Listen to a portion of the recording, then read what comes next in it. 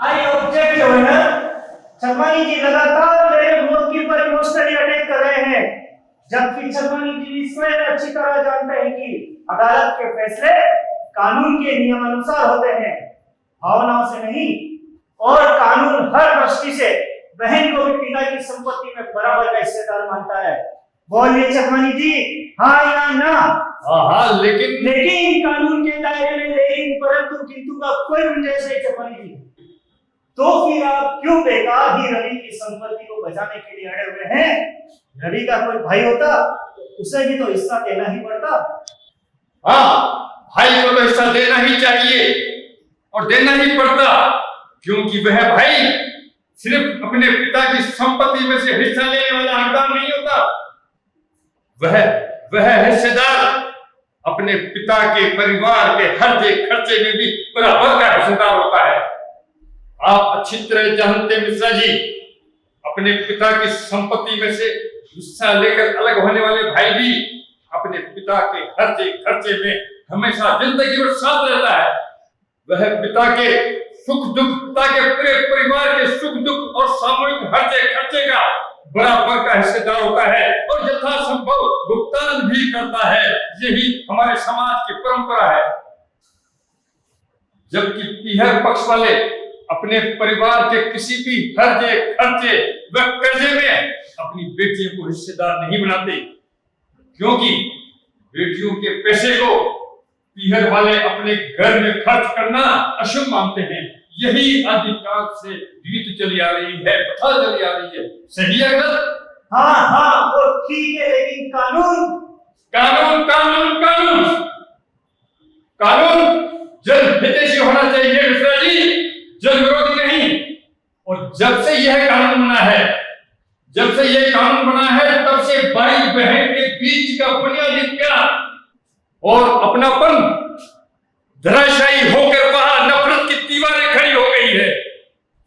और मेरा ये तथ्य काल्पनिक नहीं सर, इसका प्रमाण है ये रवि बाबू और ये आशा देवी।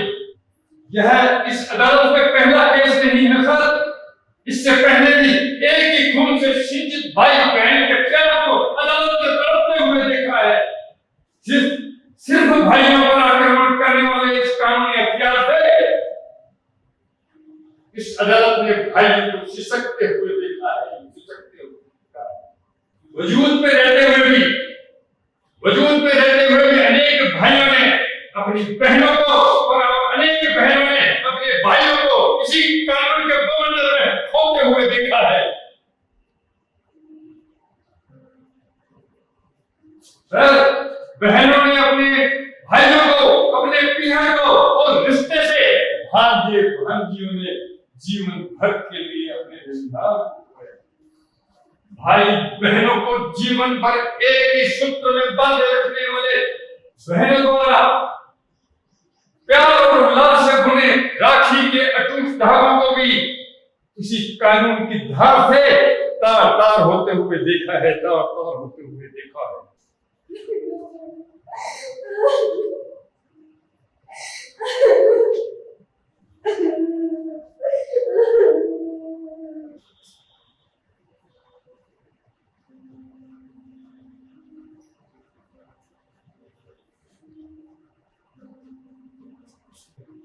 वास्तव में पिता की संपत्ति में बहनों को बराबर का हिस्सेदार बनाए जाने के बाद भाई और बहन के रिश्तों में प्रतिकूल असर पड़ा है।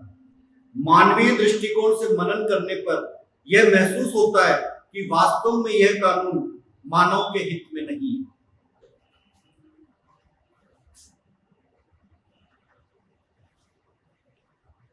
अदालती दायरे से बाहर निकलकर हमारा निजी अनुभव तो यह मानने लगा है कि यह कानून भाई बहन के रिश्तों में नासूर बनने लगा।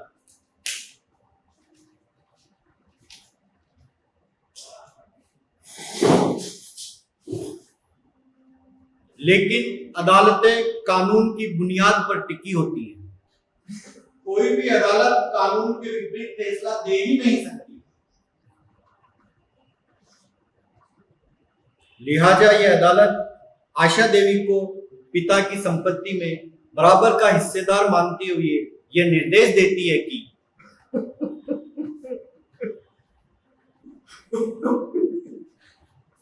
शांत हो जाइए रवि बाबू। अदालत को आपसे हमदर्दी है, लेकिन अदालत यही फैसला देने के लिए मजबूर है कि आप 3 माह में अपनी व्यवस्था सुनिश्चित कर आपकी बहन का हिस्सा उनके सुपुर्द। ठहरिए साहब, अदालत मजबूर हो सकती है सर, मैं नहीं। ये आप क्या कर रही है मैडम? आप कहना क्या चाहती हैं? मुझे अपने पिता की संपत्ति में से एक जगह भी नहीं चाहिए सर। मैं अपनी अपील वापस लेती हूँ। ये आप क्या कह रही है मैडम? हम यह केस जीत चुके हैं।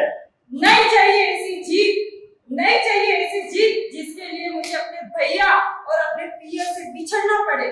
ऐसी जीत का मैं क्या करूंगी वकील साहब, जिसके लिए मेरे बच्चों को जिंदगी भर के लिए अपना ननिहाल खोना पड़े।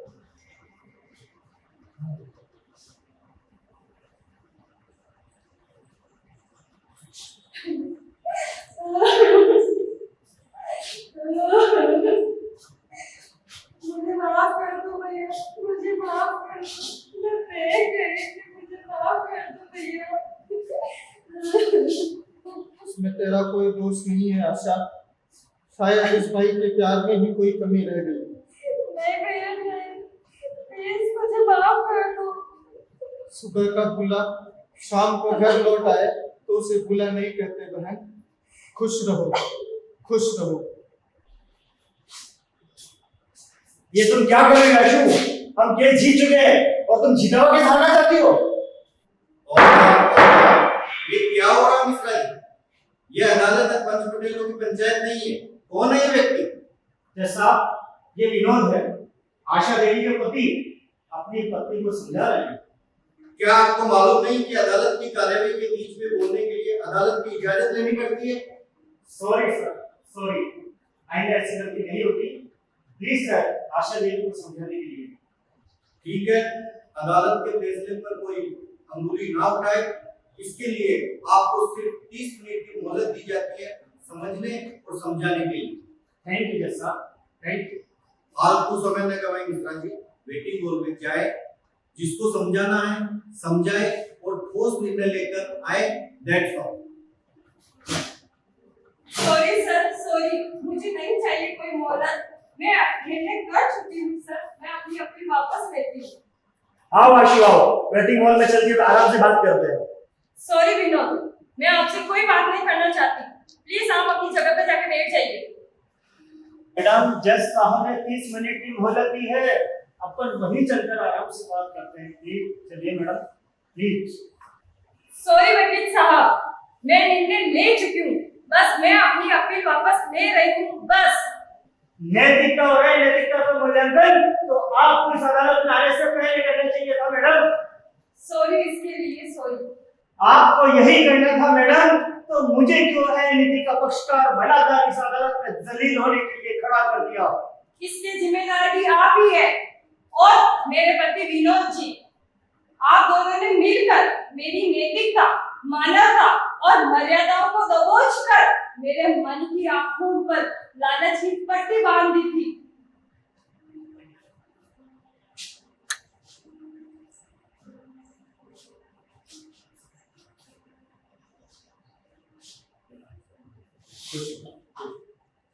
आपका बहुत बहुत धन्यवाद सर।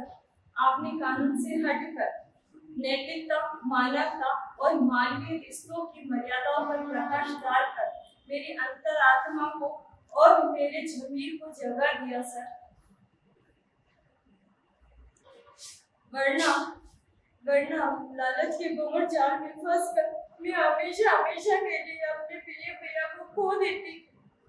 मैं अपने उस मायके को जीवन भर के लिए खो देती जिस पर मैं इतराती थी, जिस पर मुझे नाज था। मुझे माफ कर दो सर, मुझे माफ कर दो। तुम्हें माफी मांगने की जरूरत ही नहीं है आशु बहन, क्योंकि महत्वाकांक्षा और लालच यह तो मानव प्रवृत्ति है, आम इंसान की कमजोरी है। इसलिए मैं तुम्हारा दोष मानता ही नहीं। दोष तो है उन स्वार्थी नेताओं का जिन्होंने महिला वोटर्स को लुभाने के लिए यह दोष युक्त कानून बना डाला। उसी कानून के दम पर तुम्हारे अंदर में महत्वाकांक्षा जागी और लालच ने सिर उठाया, और तुम उसी लालच में फंसकर अपने प्रिय भाई को कोर्ट में लाकर खड़ा कर दिया तुमने। भाई बहन के रिश्तों में जहर घोलने वाला ये कानून, इस कानून का रवि अकेला शिकार नहीं है आशु बहन। रवि जैसे हजारों भाई अपने बहन के सामने हाथ जोड़कर गिड़गिड़ा रहे हैं। जीवन भर अपनी बहनों को खुशियां देने वाले भाई स्वयं अपने बच्चों की खुशियों के लिए अपनी बहनों के सामने हाथ जोड़कर राहत की भीख मांग रहे हैं।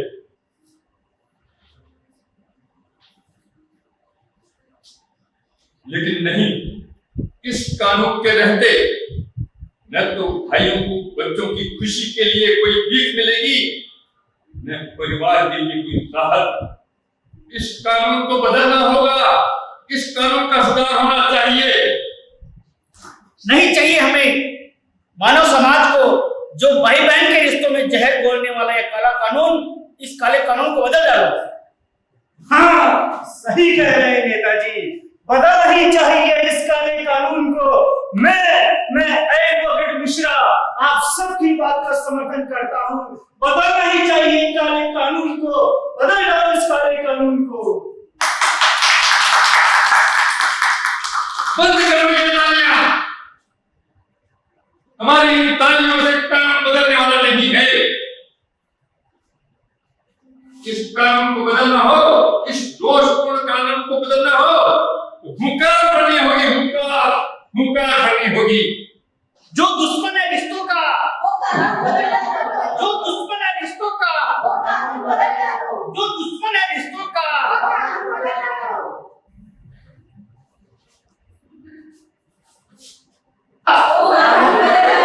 जो दुश्मन है रिश्तों का, जो है दुश्मन रिश्तों का।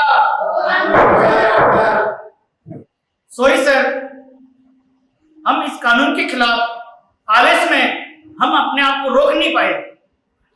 ठीक है, बैठ जाइए।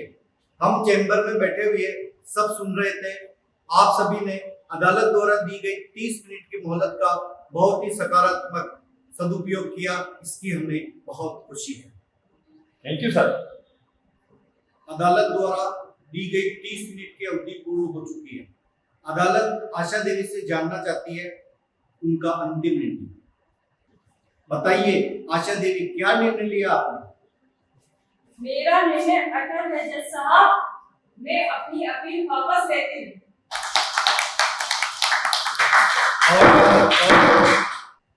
भाई बहन के रिश्ते की मर्यादा रखते हुए सकारात्मक निर्णय लेने के लिए यह अदालत आपका धन्यवाद ज्ञापित करती है। एवं आपके निर्णय से संतुष्ट होकर यह अदालत इस प्रकरण को यही विराम देती है। पूर्णतया संतुष्ट है। लेकिन मैं संतुष्ट नहीं हूँ सर। अपनी असंतुष्टि को क्लियर करें आशा देवी। अब तक हुई वार्ता से मुझे अनुभव हो चला है सर, इस कानून के फोर्स में आने के बाद भी बहन बेटियों के मन में पिता की संपत्ति के प्रति लालसा या लालच गड़ी है। ऐसे में जब तक ये नकारात्मक कानून फोर्स में रहेगा, तब तक मेरे जैसी अन्य बहनें भी इसी लालची प्रवृत्ति से वशीभूत, इसी अनैतिक कानून के दम पर अपने भाई या पिता को इसी तरह अदालत तक घसीट कर लाती रहेगी। मैं स्वयं अंतर्मन से स्वीकार करती हूँ सर, अगर ये कानून ना आया होता तो न तो मेरे मन में कोई लालच आता और ना ही पिता की संपत्ति का कोई ख्याल। गुड, इसमें कोई संशय नहीं आशा देवी। इस कानून के लागू होने के बाद ही अदालतों में भाई बहनों के प्रति संपत्ति के बंटवारे के विशेष प्रकरण दर्ज होने लगे और भाई बहनों के बीच में मनमुटाव बढ़ने लगे।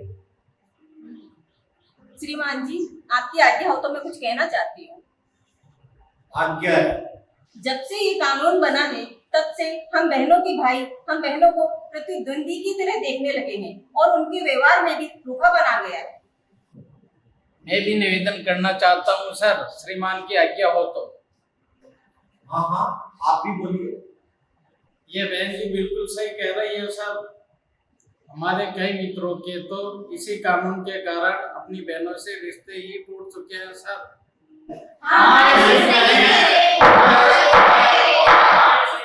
मेरा ये निवेदन है सर, भाई बहनों के रिश्तों में दरार पैदा करने वाले इस कानून को सुधारा तो जा सकता है ना? हाँ हाँ, सब संभव है, लेकिन इसके लिए आम जनता को आवाज उठानी पड़ेगी। बैठिए। लेकिन अपने पद की गरिमा और अदालत की मर्यादा अनुसार आपके इन सकारात्मक विचारों का मैं समर्थन ही कर पाऊंगा, सहयोग नहीं। सॉरी सर, आप सौभाग्य से न्यायाधीश हैं, इसी नाते आपकी और जिम्मेदारी बढ़ जाती है कि किसी के साथ अनिति ना हो।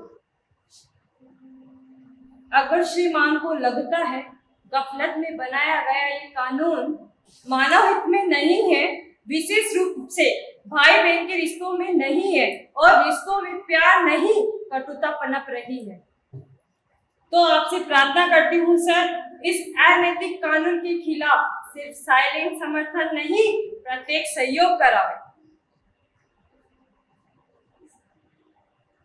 हमारे मार्गदर्शक बनकर हमारा हौसला बुलंद करावे, ताकि इस कानून की खामियों के खिलाफ लड़ी जा रही जंग को जीता जा सके।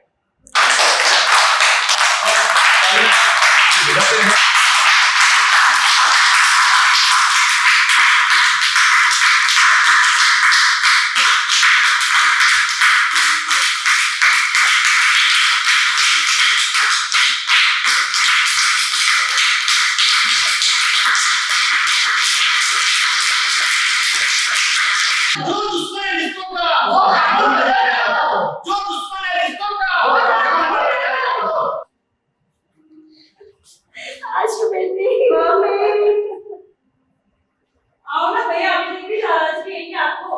अब कैसी नाराजगी? लाखों में एक है मेरी बहन।